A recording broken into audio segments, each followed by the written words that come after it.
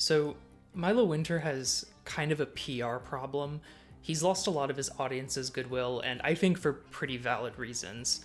So, after his debut novel, Age of Scorpius, failed to deliver on basically all of the promises that earned it over 6,000 pre orders, Milo argued with negative reviews, he accused editors of not doing their jobs, and he even targeted some random fellow indie author and blamed that guy for being responsible for all of Age of Scorpius's negative reviews. Just really strange stuff. I kind of thought Milo Winter had faded back into the murky depths of booktok where he would remain until Age of Scorpius 2.0 inevitably dropped, or he did something else to tick people off. But I was actually wrong, because on December 20-something, I wasn't actually paying all that much attention, he released Alterlife, a book of original poetry featuring art by one of his co-creators, Solly. I honestly don't have all that much to say about the art. It's pretty good. Here's what some of it looks like. It's definitely art. I do like the color palette. I'd say it serves its purpose well. It illuminates, the corners of the manuscript, as it were, and it has some nice textures. It sort of reminds me of the concept art you would see in the corners of a D&D 5e player's handbook. That sort of general fantasy vibe. But in any case, when I saw that Milo had published some poems, I knew what I had to do, and I was optimistic about what Milo might be capable of as a poet. When I think about the reasons that Age of Scorpius, wasn't so good and was actually pretty unpleasant to read, the two things that I think of are, first, the plot meandering for maybe 3/4 of its total runtime, and second, Milo having this unique relationship to language. In particular, sentence structure and the definitions of words. Charitably, I thought that these two factors, while flaws in prose, might actually make for some interesting poetry. Personally, I like a poem that meanders a bit, and I like a poem composed in dynamic, surprising syntax. I also like a poem that has a unique vernacular. So Alterlife is pretty good then, right? That's what I'm building towards in this intro. Alterlife will go down, if I remember it at all, as one of my least favorite books of poetry I have ever read for the St. Balthasar University English Club. It definitely isn't as mean as either Jordan Peterson or Ernest Cline say, but it does share some of their pomp, and it blends in a little bit of Rupi Kaur's overzealous use of italics for good measure. Milo Winter continues to refuse to learn from his mistakes, unfortunately, releasing what is ultimately another unfinished book pocked with very visible errors, a book that relies on the art to make up for the writing's weaknesses, a book that fails to deliver on its stated goals. And one of the worst things about Alterlife is that it's pretty blatantly unfinished, by which I mean your average undergraduate creative writing course, or hell, even your average undergraduate conversation with fellow writing friends could have pointed out some of the problems in this book, and I believe Milo would have been capable of fixing at least some of them. Furthermore, the collection continues Milo's trend of being unable to deliver on promises. The book bills itself as a meditation on trauma, using ghosts as a metaphor, when in reality, the collection mostly only states and then reiterates the fact that the speaker suffers from trauma, without giving the reader much insight at all into what actually occurred. The few instances where specific traumas are described tend to read more like journal entries and give me the feeling that I shouldn't be reading them, like the writer was just sort of venting onto the page and hasn't actually turned what they wrote into publishable writing. Oh, and the ghosts only come up 4 or 5 times total throughout the entire collection. In any case, since Milo introduces the collection as a sort of contiguous work, that's how I'm going to be treating it. As a result, this video's focus will be on problems that persist throughout the collection, rather than taking any individual deep dives into particular poems. I don't really know if this merits a warning per se, but just in case, this is me letting you all know that I'm not going to be nice to this collection. It isn't my goal to be mean, of course, but I'm not going to treat these poems with kid gloves. If Milo learned any lessons from the Age of Scorpius disaster, he should have learned to take his time before advancing to the publishing stage of any writing project, and to consult with and listen to the advice of more experienced writers before debuting in a new genre. In a way, though, I'm actually glad that this book was released in the state that it's currently in, because it gives me the opportunity to forewarn new poets about some of the issues I've honestly long been looking for an excuse to talk about here at SBU. Just like Age of Scorpius, Alterlife is kind of a cautionary tale. What Milo synthesized here with an almost molecular precision is a sequence of poems belonging to a category that I have long thought of as the undergraduate poem. Now, I know that sounds kind of mean, but hear me out. The title is facetious. Not all undergraduates write the same way, and certainly not all undergraduates are bad writers. I call the types of poems that Milo has written undergraduate poems because they display a lot of the bad habits I've observed over years of participating in, and then, of course, leading undergraduate creative writing workshops. Specifically, Milo's poems are allergic to staying on topic. They fire these blinding rounds of metaphorical and imagistic buckshot that make them really, really difficult to follow. And as I've already described, they sort of occasionally veer into deeply personal territory without really knowing how to transform those personal experiences into art, which unfortunately leaves the reader with the feeling of having been subjected to like a surprise therapy appointment. Worst of all is the speaker, the voice of the guy narrating these poems to us, who, we have to remember, is not necessarily Milo himself. But we'll get back to the speaker. First, let me address the other issues that I've already brought up. So at the risk of sounding like overly academic, the bulk of contemporary poems could be described as lyric utterances. It's a very fancy way of saying that if you pick up a copy of any major literary magazine or award-winning poetry collection from recent years, you're likely to encounter mostly poems narrated by a specific individual in response to an identifiable scenario. This is distinct from many kinds of poetry that have flourished, say, in the ancient world, where the speaker was not so much a person as like a disembodied voice offering anonymized wisdom. Returning club members might remember some previous instances of so-called lyric utterances we've talked about here at Club. Lee Young Lee's To Hold is told from the perspective of a husband making the bed with his wife. The speaker of Joy Sullivan's Mercy is a woman contemplating breaking up with her long-term partner during a backyard barbecue. Of course, the speaker's minds wander beyond the folding and the grilling into more philosophical territory, but all of their thinking takes place within this single scene. The poems give us, in a sense, exposition to understand their quote-unquote narratives. We know where they are set, who the key players are, and what conflicts they're dealing with. While, as I've already suggested, this certainly isn't the only way to structure a poem, it is, in my opinion, one of the best, especially for new poets, because it teaches them to set rules for themselves and then to play by those rules. As it turns out, Milo's poems have some trouble being clear about who is speaking and in response to what. It's not the biggest problem in the collection, to be fair, but it struck me as a reader fast and hard because the first poem in the collection, The Canine and the Kaur, probably suffers from it the worst.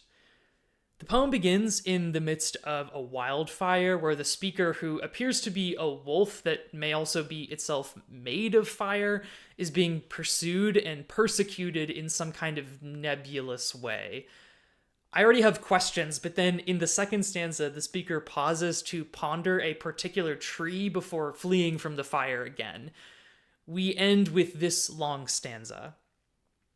How long was it until the spark was thrown, tooth and claw, crash and teeter, beginning the clock and the end of the last regime?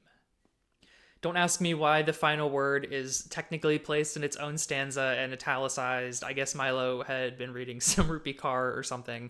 But I just genuinely don't know what's happening in this poem. So I know Milo has some experience with conservation work, which tempts me to read the wolf outrunning the fire as like a literal description of events that he might know something about, but also as a metaphor for persecution. Both or either of those interpretations are substantial enough to be retold into their own poems. The moment in which the speaker muses about a specific tree, which comes before the part I just read, identifying it as a metaphor for broader ecological collapse, it could also be its own poem. The line about the last regime where governmental power is being challenged, I think, by the environmental catastrophe mentioned previously, could also be its own poem. I'm going to be saying this a lot in this video, but while this poem is an absolute mess, it is also very fixable. A workshop, or again, even a conversation with some friends, could have caught this. All Milo really needs to do, like conceptually, is tease out the individual ideas present in the poem and split them off into their own pieces, which he can then develop one poem at a time. There's just no reason to be cramming all of these ideas into a single piece. I mean, hell, he could have made his life even easier by jettisoning the governmental stuff altogether, since the power of nation states is not a prominent theme throughout the rest of the collection.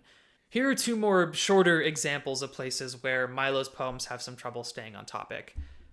From Excoriation: to relish the sweet savor of death's desperation and temptation, it is a heat unfamiliar in this riparian landscape, an anomaly, an outlier. This wetland of sapidity spits out the soot of my ghosts.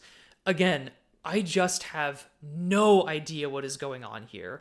I know from the way that Milo pitched the collection that the poem is in response to a trauma, but what? I'm missing context. On what occasion is the poem being uttered, right? Where is the speaker that they are tasting, quote, death's desperation and temptation? And what even is that? What does that taste like? Can the speaker taste that death is desperate? And if so, for what? Or is the speaker imagining that to die would taste sweet and is hence tempting? Let me know what you think in the comments below. I'm genuinely lost on this one. Finally, there's Civil Twilight, which is a prose poem. This one begins in the kitchen where the speaker is cooking dinner, but then a scream from outside startles him. When the child begins laughing, though, the speaker realizes that it was nothing serious, which prompts him to recall a sequence of joyful childhood memories. The poem just begins way too early, and then it doesn't know which childhood memories it actually wants to, be about. Strictly speaking, the poem ought to begin when the speaker hears the child laughing. Everything before that is really extraneous. We don't really need this, fake out where the speaker thinks there might be some danger, unless the poem is going to reflect on moments in the speaker's childhood where he mistook safety for threat or vice versa. The poem is also way overburdened by how many discrete memories it tries to pack into that one long stanza paragraph. Each one is rendered less impactful by being included in a list. Each of these is a poem. Pick one and write it. As a brief aside, the speaker version of Milo in this poem refers to his childhood self as she, which I thought was really interesting. It's not even the only place that this happens. There's another poem where the speaker refers to herself as a woman.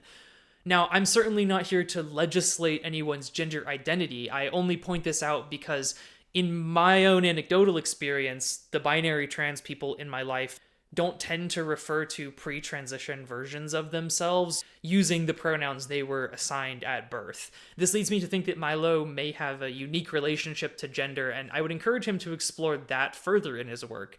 It's something that seems more specific to him, and I would be curious about his take on it. Maybe it's something we'll see reflected in Age of Scorpius 2.0, who knows? Anyway, Milo's poetry would benefit a lot from picking one premise per poem and sticking to it. Even professional poets struggle to put together short, tight poems like To Hold or Mercy. I would suggest that Milo master doing it once before trying to do it twice simultaneously in the same poem. To be fair, though, the majority of poems in the collection are actually at least attempts at those lyric utterances I mentioned earlier. They do have an identifiable speaker, and they try to be set in a location. However, they're still just about impossible to follow at times because they're completely overloaded with back-to-back images and metaphors. Very briefly, definitions. What are images? What are metaphors? I promise this will be quick. So, in poetic terms, images are instances of description that involve one or more senses. Visual, oral, gustatory, and other sensory descriptions combine into what we call an image system. If a poem is like Empress Teresa's chessboard, then images are the items she arranges and rearranges on it to achieve different effects. These poems place way too many images on the board and fail to quote unquote program them with any definite meanings. The result is that the reader is left feeling pretty scattered and disoriented. We actually saw an example of this already in The Canine and the Kaur. The speaker casts himself as a wolf, but that fact doesn't really matter at all. Seemingly any pack animal would have done the trick. The image of the wolf has been poorly programmed. Meanwhile, metaphor is just when one thing is likened to another thing in order to highlight some feature or cast the thing in a specific light. What you may not have known is that metaphors actually have parts. So the tenor is the thing that the metaphor is actually about, and the vehicle is the terms used to recast the tenor. If I said the sun was a great gold coin in the sky, then the sun would be the tenor, the metaphor is really about the sun, and the gold coin is the vehicle. Depending on the context, the phrase gold coin might be used to emphasize, say, the sun's color, its shape, or its pricelessness. It's really important to be able to identify these because speakers might deploy many different vehicles for the same tenor throughout a single poem, and in a good poem, tracking the cumulative effect of all those different tenors will unlock greater meaning. With all that in mind, let's take a look at the second stanza of Desert Ramblings, which is a poem about the feeling of hopelessness, but also about the feeling of self-flagellation in pursuit of enlightenment, but also maybe about a romantic relationship or something. Here it is. With these sunburns and scarred blisters, a sickly shape with ribs protruding, I plead the water for a taste of heaven, hallucinatory heat waves, parch my purpose. There's actually more than one metaphor here, technically speaking, but the one that I want to highlight is parch my purpose. See, purpose can't literally be parched, right? Because it isn't tangible, much less alive and capable of getting thirsty. So to say that purpose can be parched is to personify it and therefore liken it to a living thing, implicitly. My question is, why is that being done? Why is purpose made into a person and therefore an individual that must either exist within or parallel to the speaker? Why not just straightforwardly say that the speaker is exhausted from a long struggle, which is causing him to lose sight of his purpose, whatever that is? But here's the thing. The whole poem is already a metaphor, right? The speaker's rambling through the desert, indicated by the title, is a metaphor for feelings of aimlessness and struggle. This means that we now have a metaphor within a metaphor, obfuscating what might actually be interesting in this poem, which is, for example, the speaker's purpose. As a reader, I don't care that you have a purpose in the abstract. Sorry, I mean, everyone feels like they have some kind of purpose, so simply stating that you have one means next to nothing to me. What I want to know, first and foremost, is what your purpose actually is. Without that, I have no hope of understanding why it matters to you and why I ought to be invested as well.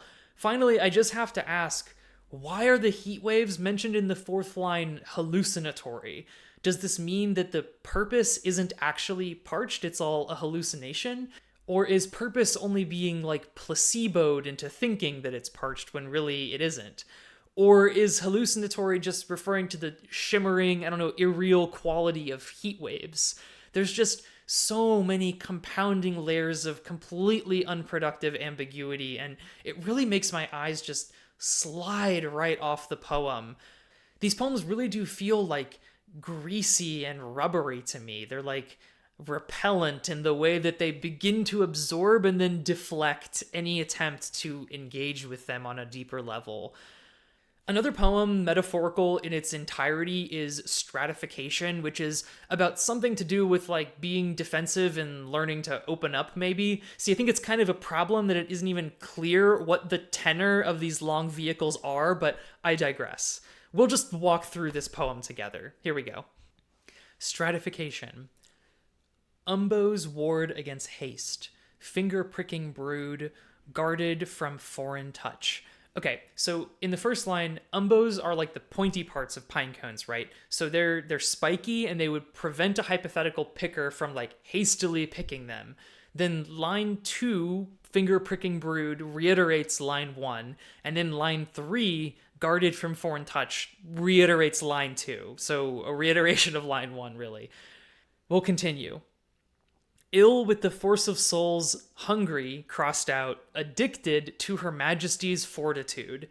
So in lines 4 and 5, the pine cones are damaged from having been touched too much by these quote unquote souls, which I think just means people. I don't know why he's casting it in this like spiritual sense, but people have been touching the pine cone, which damages it. And those people are like addicted, quote unquote, to doing so. And the thing that they're addicted to specifically that they're trying to get out of these pine cones is like Her Majesty's fortitude. So I guess the tree, like the tree in its entirety is like Her Majesty. It's like a beautiful thing, and they're jealous of its spikiness, so they're trying to pluck off the pine cones. I don't know. Okay, we'll keep going. The giant's tiny seed between its fortress of bracts, alone, crushed underfoot, enclose her in a rib cage, armed and guarded, with shields habitually blacksmithed, for a heart sharp to the touch. Okay, so in stanza 2, there's a seed in the pine cone, that's for sure. Probably a metaphor for some sensitive part of the speaker, but it was crushed, except it couldn't have been crushed because it's also enclosed in a rib cage, protected by spikes. So we are just sort of reiterating this first stanza again and also contradicting ourselves a little bit here, I think. At this point, you're probably starting to see why poets don't use metaphors this way. This is not a rewarding reading experience. It feels like I'm trying to solve a puzzle for which there is only one correct answer and absolutely no other possible options, but I digress. So these spikes have been blacksmithed, I guess, which must mean that in this world, someone is making pine cone spikes and supplying them to Her Majesty. So like the tree is like some kind of kingdom, and these like little gnomes come along and they stick the pine cone spikes on. That's nice, I guess. That's cool. Let's carry on to stanza 3. Guard it. Do not break me open. So we're introducing really briefly a second speaker here, because the italics used this way are probably indicating that someone is telling the speaker to guard its seed, right? Like it's like whatever that sensitive part of itself is. And the speaker is like repeating that and saying, don't break me open. I'm not sure who is giving that advice. Like maybe it's the gnomes. Maybe they're like, here's some spikes, use them to guard your heart or whatever. That's fine. Stanza 4, I am but a whisper of life, barely kept safe by my repetitive destruction. Okay, I thought we were a pine cone. Remember, the pine cone is already a metaphor, which means that if the pine cone is like a whisper of life, then we now have a metaphor for a metaphor. I get the pine cone being like a defensive shell on like a person. That makes sense to me.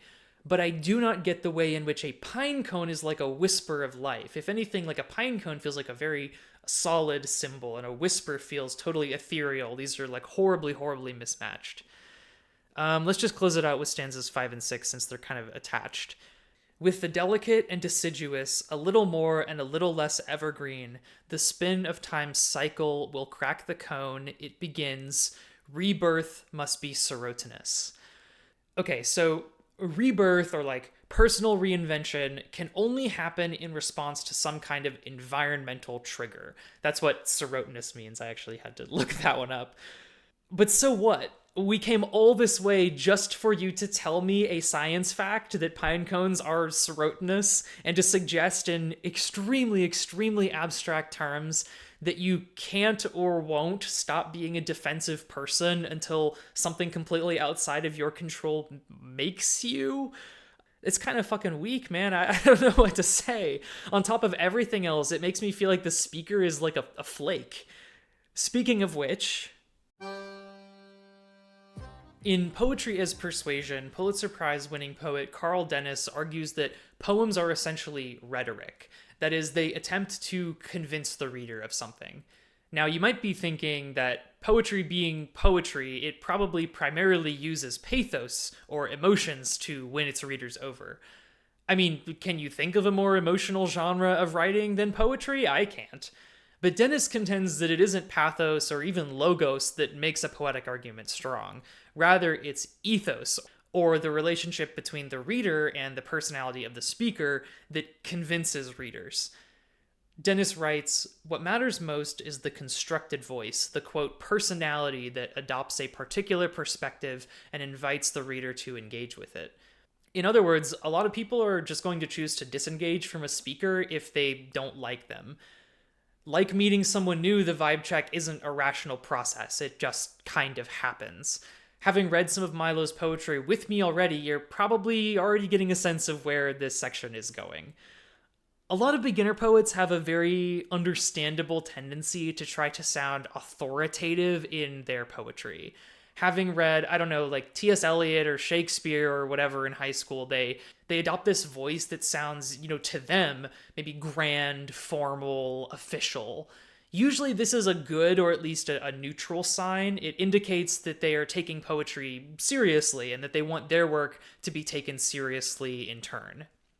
But this also presents some problems, as you can imagine, because many novice poets are between, say, 17 and 21, and as a result, the professorial tone that they're trying to pull off is kind of incongruous with the gravity of what they're actually writing about. I mean, this doesn't mean, of course, that these poems about first crushes and first breakups and first pets dying don't deserve to be written. They absolutely do. They're just being written in the wrong voice. In case you're curious, the other 2/3 of novice poets kind of sound like Rupi Kaur in that they're trying to be quippy but also wise, and Mother Goose. You can actually plot a lot of beginners on this handy chart. To be clear, although I'm making a little bit of fun at the expense of first-time poets, these types of voice issues are not even remotely terminal. They're actually both expected and solvable in unpublished poetry. One of the cool things about being a teacher is getting to watch a ton of students who sounded more or less like Milo begin to develop their own unique voice over the course of even just one semester. I mean, over the course of an undergraduate career, a poet can go from sounding just like this to being ready for the MFA or even having their first book published. There's this adage that's often taught in intro-level poetry workshops that if you're struggling to find your voice as a poet, write as though you were reminding a friend of what you're saying in the poem. This encourages students to use language that they would actually use in their real lives and to aim for a degree of like a casual intimacy and to avoid being expository. I don't know if Milo has heard this advice, but if he has not absorbed it because many of his poems make me feel as though I'm being like lectured.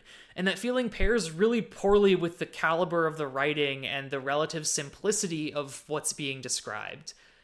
Here's an example of what I'm talking about from the prose poem Flurry. It's really short, so I'll just read the whole thing now. A bath of the new from the old processes of this earth, the trees bear heavy snow and drink its weight come spring. To take the winter with grace, to let their branches bend to the burden of the storms, to wait for the warmth to melt away the heft, time will nourish my roots. Letting go with ease is my libation. Milo's speaker seems to want to sound sibylline, like some kind of oracle or augur, but you can tell this just isn't his authentic voice because of phrases like letting go with ease is my libation, which are barely hanging on to semantic sense. The solution to this is to have a little bit of humility for starters. These poems, which attempt to insist on their own authority by casting themselves as participants in some kind of grand mythic narrative, could be retooled into more earnest offerings from a speaker who knows that he's limited by a particular time and place, as we all are. Stop striving for the universal, Milo, and embrace the particular. That would be my advice to you if you are listening to this. Milo's speaker also has this tendency to use specific scientific jargon often, which is in very serious tension with the way he often misuses words. Y'all will remember how big of an issue that was in Age of Scorpius, and I'm honestly just disappointed that he hasn't figured out how to solve this problem yet. In fact, the frequency with which Milo misuses words has led some commentators to suggest he just doesn't read very often and doesn't take the advice of editors, which are two speculations that I think apply as much to his poetry as to his fiction, as much as I hate to say it. Here's some examples of what I'm talking about. In the poem Storytelling, he writes, "My spirit incarnates each ghost I summon, a chromatic apparition wayward to consistency." I think he meant apparition, where he wrote apparition as in ghost, and I have no idea what wayward to consistency means. I think it might just mean inconsistent, as in straying away from consistency. Who can say? In the poem Ghost, he writes, "I am sewn together by two parts, functioning as a whole." I'm like 99% sure that what he meant to say is that he is the result of two things being unnaturally stitched together, but what he has described is two parts sewing him back together. That's what the by in sewn together by two parts means. And just one more in Lake of Lost Love. "I am balanced against all odds of wet soil." That's just not what against all odds means. I don't know how else to put it. Just as a side note, he can't even keep his tenses straight in Lake of Lost Love either. I mean, just listen to the last two stanzas here.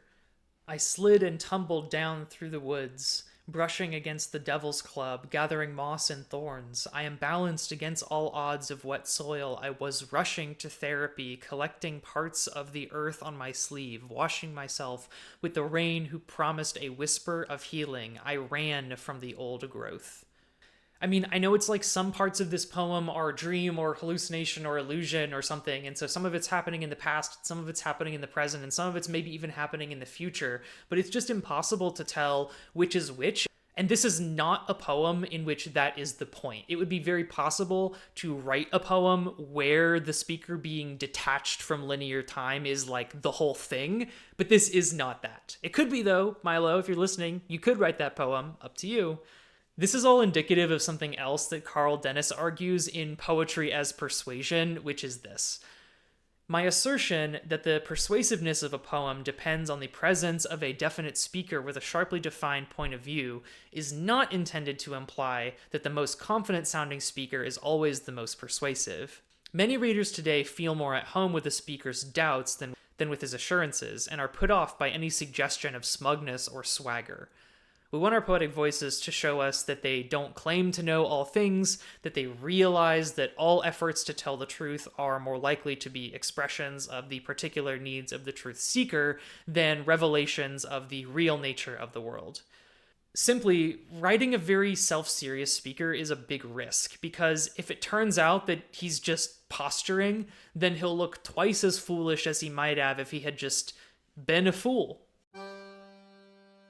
Reading Milo Winter's Alterlife, the word that comes to mind is unstable. Milo's images and metaphors are scattered, his ability to stay on topic is pretty tenuous, and his grasp of word meanings is porous.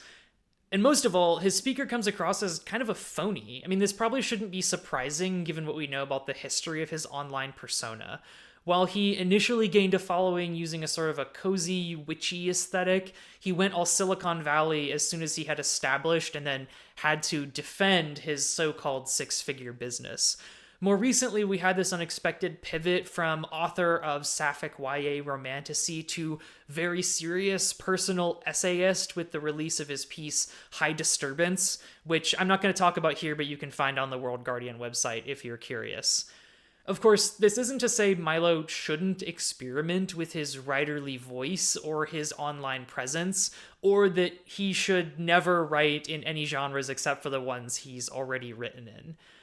Writers can and should do all of those things as much as it pleases and pleasures them, but Milo in particular could just benefit a lot from doing this kind of experimentation in private rather than publicly. In the meantime, he's only hurting his ethos.